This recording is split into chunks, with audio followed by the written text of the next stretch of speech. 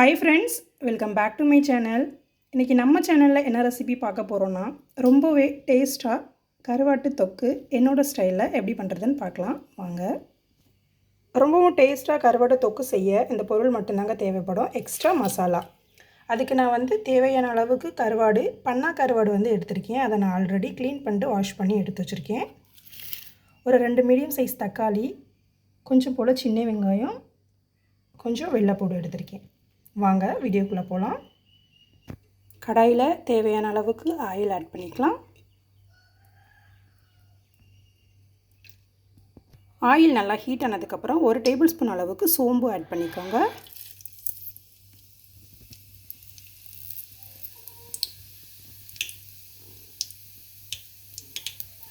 சோம்பு நல்லா பொரிஞ்சதுக்கப்புறம் நம்ம கட் பண்ணி வச்சுருக்கிற சின்ன வெங்காயத்தை ஆட் பண்ணிக்கலாம். சோம்பு நல்லா பொரிஞ்சதுக்கப்புறம் கட் பண்ணி வச்சுருக்கிற சின்ன வெங்காயத்தை நம்ம ஆட் பண்ணிக்கலாம்.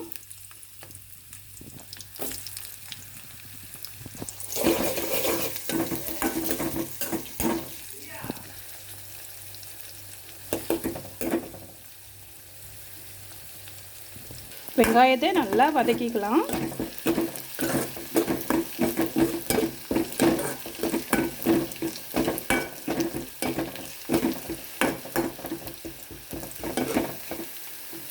இந்த ஸ்டேஜில் நம்ம எடுத்து வச்சுருக்கிற வெள்ளைப்பூடு ஆட் பண்ணிக்கலாம்.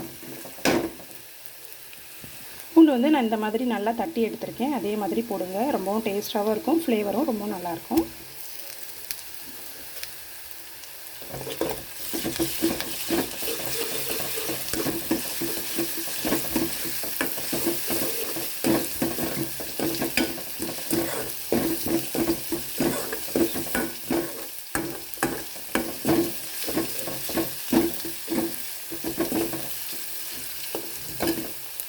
கொஞ்சம் போல் கருவேப்பிலை ஆட் பண்ணிக்கலாம்.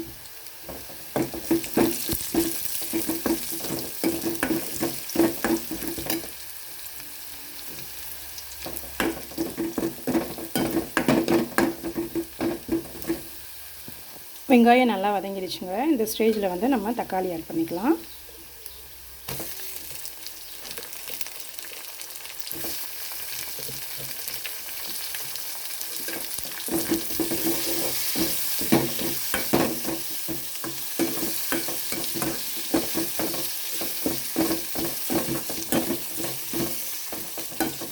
தக்காளி நல்லா மசிஞ்சு வர்றதுக்காக கொஞ்சம் போல் உப்பு ஆட் பண்ணிக்கோங்க. ஆல்ரெடி கருவாடுலேயே நமக்கு உப்பு இருக்கும், கொஞ்சம் போல் ஆட் பண்ணிக்கோங்க.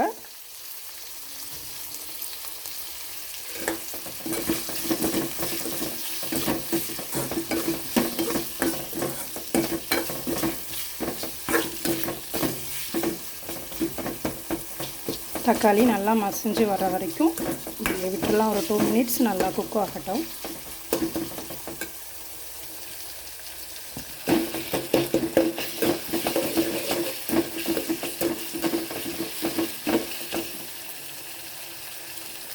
தக்காளி நமக்கு நல்லாவே மசிஞ்சு வந்துருச்சு குழைய.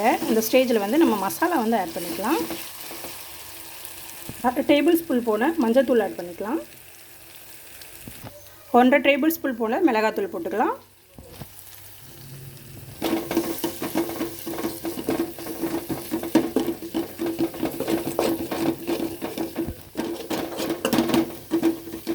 தேவையான அளவு தண்ணி ஆட் பண்ணி நல்லா மசாலா ஸ்மெல்லு போகிற வரைக்கும் கொதிக்க வச்சு எடுத்துக்கலாம். தண்ணி ஆட் பண்ணிக்கலாம்.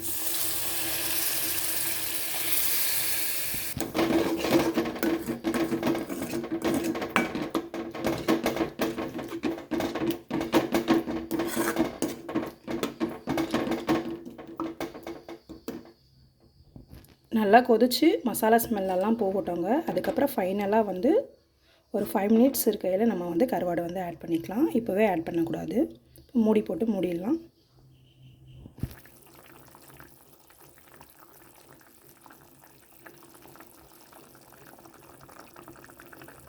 அவ்வளோதாங்க, ரொம்பவே சூப்பராக தொக்கு பதத்துக்கு ரெடி ஆகிடுச்சு. இந்த ஸ்டேஜில் நம்ம கருவாடை ஆட் பண்ணிக்கலாம்.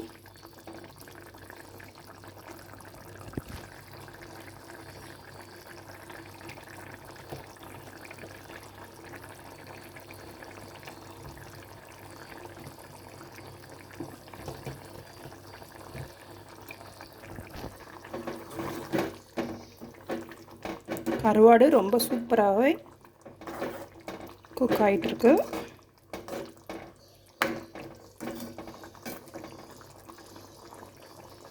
ஒரு 3 மினிட்ஸ் இருந்தால் போதுங்க, நல்லா குக் ஆகிடும்.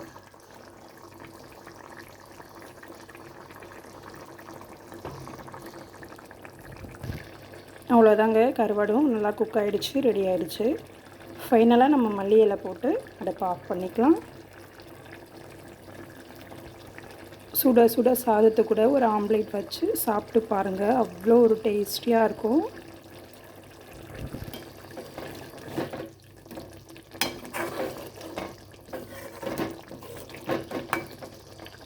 என்னோடய ஸ்டைலில் பண்ணால் கருவாட்டு தொக்கு எப்படி செய்கிறதுன்னு சொல்லிட்டேன். கண்டிப்பாக இந்த ரெசிபி உங்களுக்கு பிடிச்சிருக்குன்னு நினைக்கிறேன்.